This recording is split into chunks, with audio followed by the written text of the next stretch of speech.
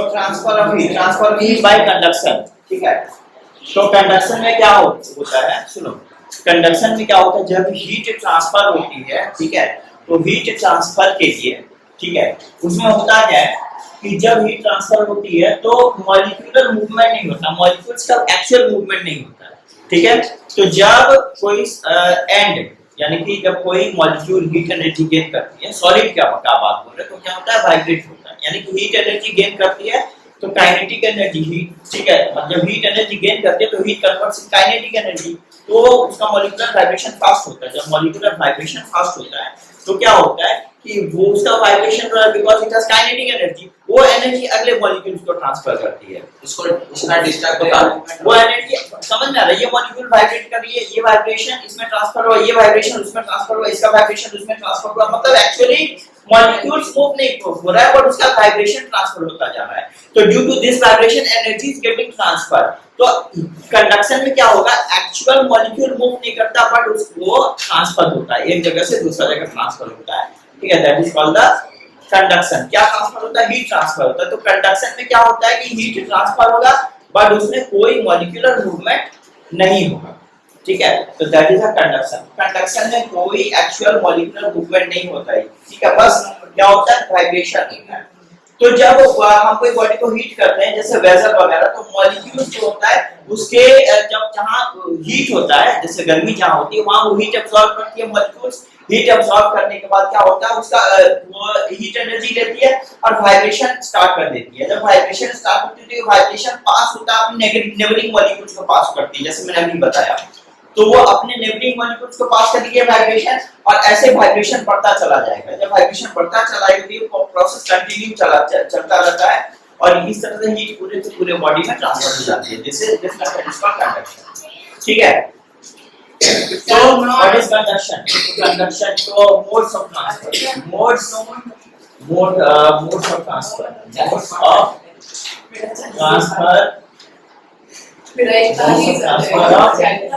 heat. Number 1 conduction.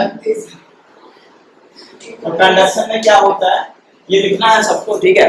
Conduction में क्या होता है, in conduction heat energy gets transferred by no actual displacement in this we have to write mode, in this mode of transfer of heat, in this mode of transfer of heat, ठीक है। इस mode में क्या होता है, ठीक है, no actual displacement of particle takes place, ठीक है, no actual displacement of particle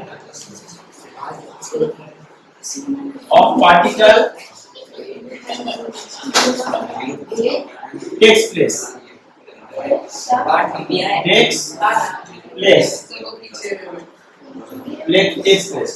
ठीक है, but heat transfer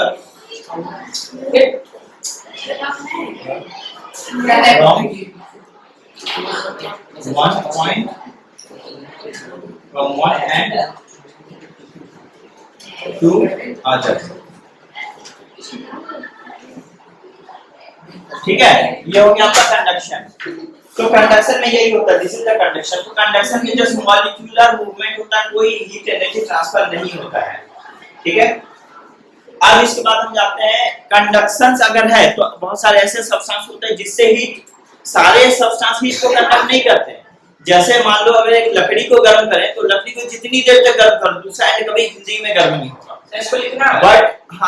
बट होता क्या है, ऐसे बहुत सारे सब्सटेंस होते हैं जिसमें हीट एक्चुअली ट्रांसफर होता है, that's called the conductor of heat, उसको हीट कंडक्टर बोलते हैं। सब ज्यादातर मेटल ही होता है, आयरन, कॉपर, गोल्ड, सिल्वर, ये ज्यादातर मेटल ही होता है जो हीट का ट्रांसफर करते हैं, मतलब बाय कंडक्शन, ठीक है। तो यहाँ पर बेस्ट कंडक्टर्स ऑफ हीट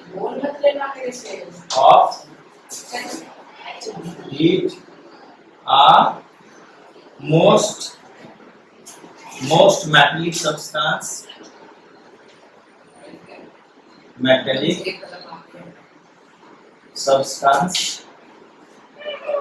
ठीक है, वो most like iron, silver, gold, copper,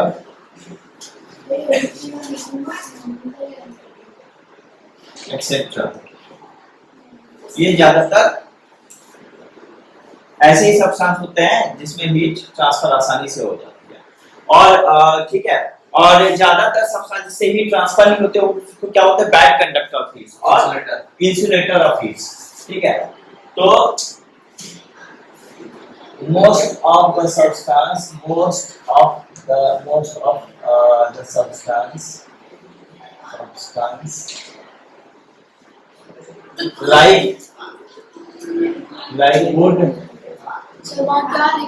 like wood, conduction का प्लेस plastics, क्या बोल रहे हो? सर को हटा देगा कहाँ पर? बट प्लेस को कंडक्टर ये बट है, ठीक है, like would, plastics, paper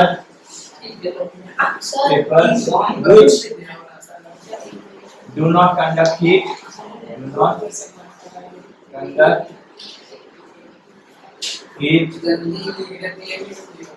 is called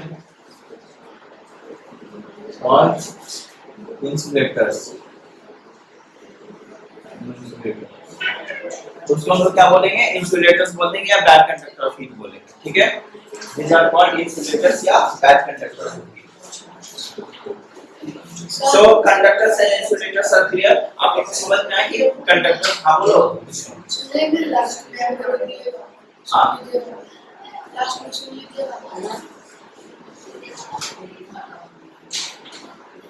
sir please sir रोकिएगा नहीं किसी को प्लीज। हमको रोकिएगा सर। ये समझ में आ गया आप लोग को? हाँ।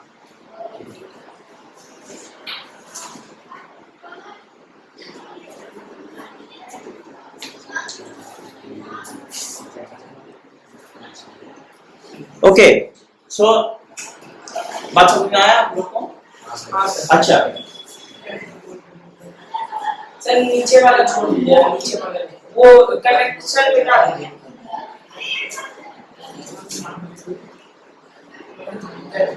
now modes of transfer of heat।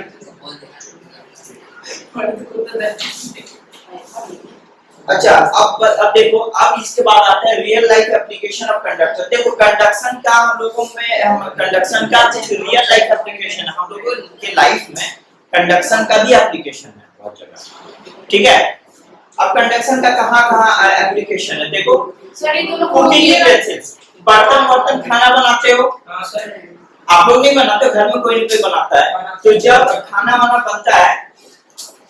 बनता है, तो होता क्या है कि यूटेंसिल्स में देखना, ठीक है, जब कोई बर्तन सिल्वर वगैरह का हो तो क्या होगा, जब अगर उसको उसमें कोई इंसुलेटर नहीं दिया जाएगा, अगर सीधा अगर हम लोग पकड़ लेंगे उसको तो क्या होगा, हीट ट्रांसफर हो जाएगा एक जगह से दूसरी जगह तक। इंसुलेटर, अरे बोल रहा हूँ कि जैसे मान लो कि बर्तन होता है ना, जिसमें हीट ट्रांसफर होता है एक जगह से दूसरी जगह, तो एक्चुअली जब हम लोग उसमें कोई देखते हैं ना, कुछ बैड कंडक्टर है, ब्लैक कलर का नॉन इंसुलेटिंग सब्सटेंस है जिससे हीट नहीं ट्रांसफर होता है। अगर वो नहीं देखे मेटल कोई गर्म करने, वैसा कुछ हैंडल नहीं दे, सीधा पकड़ के तो हीट ट्रांसफर होगा, हाथ में गर्म लगेगा, जल जाएगा। हैंडल नहीं देखते हो जिसमें कुछ इंसुलेटेड सब्सटेंस देते हैं, क्यों? क्योंकि उससे हीट फ्लो नहीं होती। अगर वैसा नहीं किया जाएगा तो गर्म लगेगा हम लोगों को। तो cooking utensils such as cookers and pans are made of metals as a good conductors of heat and allow uniform and quick heating of the goods। ठीक है, the handle of the cooking vessels are made up of wood and ebonite as they are insulator of the heat। मतलब heat insulator देना वहाँ बहुत जरूरी है। ठीक है, तो cooking utensils such as cookers and pans are made up of the metals and metals are good conductor of heat। Sir copper के बर्तन, अगर हम कुकिंग यूटेंसिल्स को ही बैड कंडक्टर का बना दे तो हीट ही तो नहीं जाएगा, खाने में तो बनेगा। That is why it is made of the metal. Metal से बनता है. बोलो सीधे. कॉपर के बर्तन में एल्युमिनियम कंडक्टर. नीचे रहेगा तो पर क्या लगता है सब लोग कॉपर का बर्तन अफोर्ड कर पाएंगे खाना बनाने? सर बोलता है गोल्ड के बर्तन में हम तो गोल्ड में बना सकते क्या? हाँ. बट कैपेसिटी भी तो होना चाहिए ना. तो पता चला डायमंड का बर्तन खरीद के ले बनाने के लिए वही है बर्तन खरीद लिए, खाना खरीदने का पैसा नहीं. Cooking utensils such as cookers, ठीक है. रियल लाइफ एप्लीकेशन ऑफ करवाने का पैसे रियल लाइफ एप्लीकेशन सीधा बैठो of real life application of conduction. Conduction का रियल लाइफ एप्लीकेशन क्या होता है? तो सीधी सी बात है, cooking utensils such as cookers and pans are made up of the metals. ठीक है. पैन्स मतलब क्या? नीचे वाला पार्ट. नीचे. Cooking utensils such as cookers, cooking utensils such as cooker. Cookers खाना बनाने का बर्तन है. Cookers और भी बहुत सारे बर्तन. And pans are made of metals. And pans are made of metals. Metal से बनते हैं क्योंकि मेटल्स बहुत अच्छा कंडक्टर होता है. बिकॉज़ चुप रहा था यार कॉपर भी metals are good conductors of heat. Good conductor of ये 50 यूटेंसिल्स. दूसरा देखोगे समर में बोलते हैं ice is wrapped in a gunny bag नाम से हो. हां जिसको आइस रैप कर देता है. ठीक है. और क्या in an ice box because Ghani bags have a small holes. अब लोग ठीक है. Actually thank you sir. देख लो. तो कंडक्टर ऑफ हीट हो गया. दूसरा हो गया समझ में ice is wrapped in gunny bag. देखते ही गनी बैग हो गया केप्ट इन आइस बॉक्स में रखा जाता है क्योंकि gunny bags have a small hole. छोटे-छोटे होल्स होते हैं. वो क्यों होता है? क्योंकि एयर उसमें ट्रैप होता है. छोटा-छोटा होल होता है ना, एयर ट्रैप होता है. और एयर कंडक्टर हीट का बैग का कंडक्टर होता है. ठीक है. तो क्या होता है? It does not allow heat to enter in the gunny bag. नहीं तो अगर हीट एंटर कर जाएगा तो आइस मेल्ट कर जाएगा ना. इसीलिए वहां पर हम लोग लिख देंगे ऐसे करके. In summer ice is generally wrapped in gummy bag. ठीक है. Gunny bag. ठीक है. as there are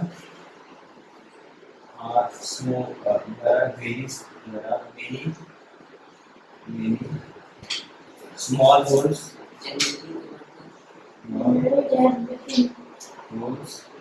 in it and air trapped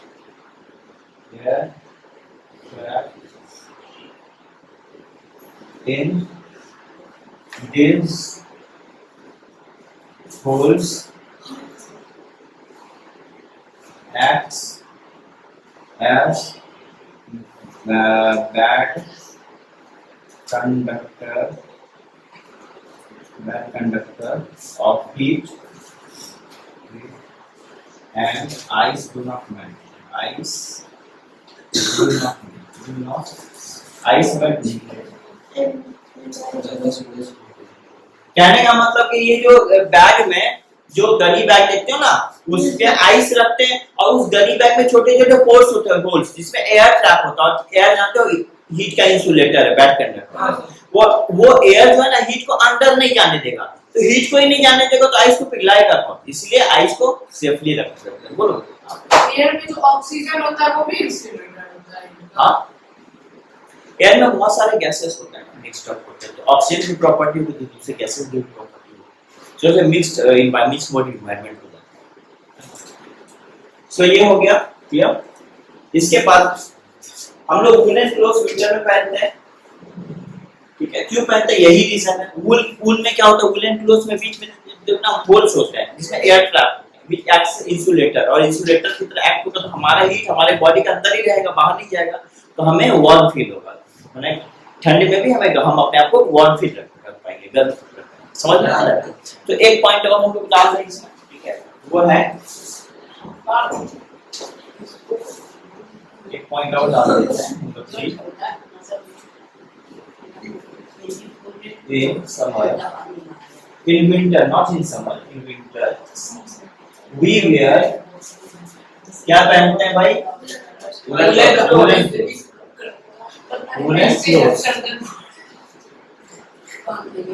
woollen clothes as wool, as there are many small holes in it, and these holes contain air which acts as insulator and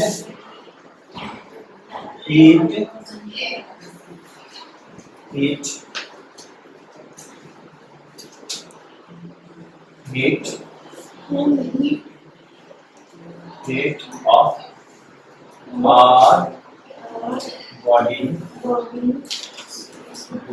heat of के बाद क्या लिखते हो sir? किसका बोलो? Heat heat of of our body do not go outside and we feel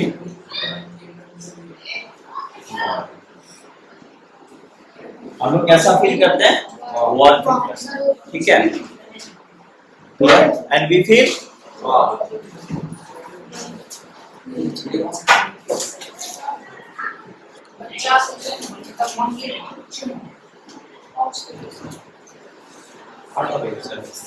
नहीं, up to application. Okay, thank you so much. Thank you, sir.